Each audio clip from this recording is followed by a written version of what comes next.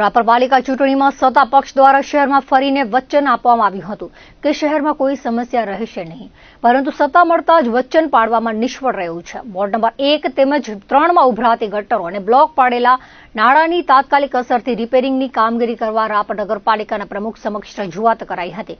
રાપર શહેર કોંગ્રેસ સમિતિના સભ્યો દ્વારા ચીફ ઓફિસરને રજૂઆત કરાઈ હતી, જેમાં જણાવ્યું હતું કે વોર્ડ નંબર 1 ના આથમણા નાકા પાસે મુછડિયા વાસ પાસે શાંતિધામની બાજુમાં છેલ્લા કેટલાક દિવસોથી ગટર ઉભરાય છે, જેથી આખા વિસ્તારમાં ગંદા પાણી વહી રહ્યા છે, જેના કારણે લોકોને ખૂબ જ મુશ્કેલીઓ વેઠવી પડી છે.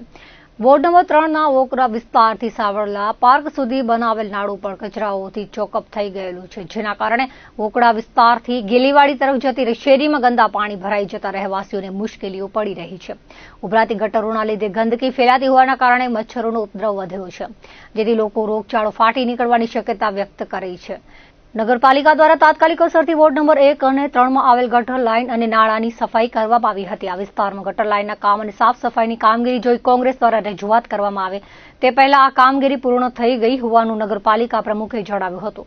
આગામી દિવસોમાં પ્રી મોન્સૂન કામગીરી તેમજ જે વિસ્તારમાં ગટર લાઇન બ્લોક હશે અથવા તૂટી ગઈ છે તેને તાત્કાલિક બદલવા માટે કામગીરી હાથ ધરવામાં આવશે તેવું ઉમેર્યું હતું.